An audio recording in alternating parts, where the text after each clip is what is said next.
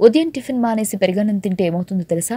సాధారణ జీవితంలో లోపాలు లేకుండా మనం బతకలేం. అది ఏదో ఒక రూపంలో మన శరీరంలోనికి పోవాల్సిందే. రోజు పెరుగు ద్వారా వివిధ రకాల ఆరోగ్య ప్రయోజనాలు ఉన్నాయి. అవేంటో ఇప్పుడు చూద్దాం. పాల నుంచి పెరుగు తయారవుతుంది అని అందరికీ తెలుసు.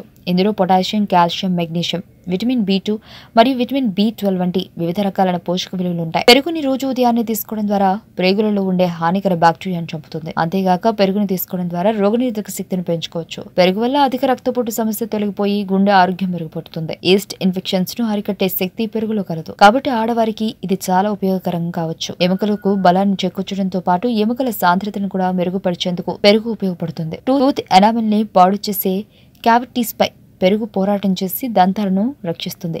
ముఖ్యంగా గర్భిణీలు 8వ నెలలో పెరుగుని తీసుకోవడం వల్ల వారికి పుట్టే బిడ్డలలో అలర్జీ లక్షణాలు తక్కువగా కనిపించే అవకాశం ఉంది అని వివిధ అధ్యయనాలు చెబుతున్నాయి.